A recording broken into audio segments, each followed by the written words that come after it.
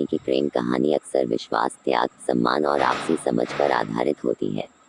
एक साधारण लेकिन दिल को छूने वाली प्रेम कहानी इस प्रकार हो सकती है। कहानी सच्चा साथ।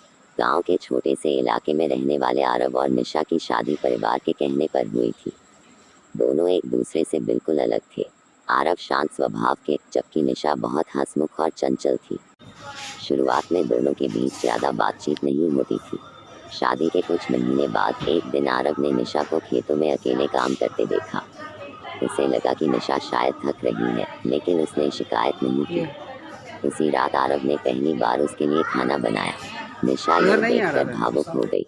उसने महसूस किया कि आरव अपने तरीके से अपना प्यार दिखा रहे थे। धीरे धीरे दोनों के बीच बातें बढ़ने लगी। आरव निशा के लिए किताबें लाते क्योंकि उसे पढ़ने का शौक था। निशा आरव को अपनी कहानियों से हंसाती और उनके तनाव को कम करने की कोशिश करती। समय के साथ उनका रिश्ता गहरा हो गया। एक दिन जब आरव बीमार हो गए, निशा ने पूरी रात जागकर उनकी देखभाल की। उस दिन आरव ने पहली बार कहा, तुम मेरे जीवन का सबसे बड़ा उपहार हो। निशा ने मुस्कुराते हुए कहा, और तुम मेरे जीवन का सबसे बड़ा सहारा।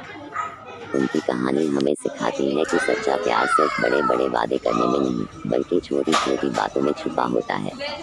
संदेश: पति पत्नी का रिश्ता जीवन भर का साथ है। यह रिश्ता तभी मजबूत होता है जब दोनों एक दूसरे की भावनाओं और जरूरतों को समझे और हर परिस्थिति में एक दूसरे का साथ दें।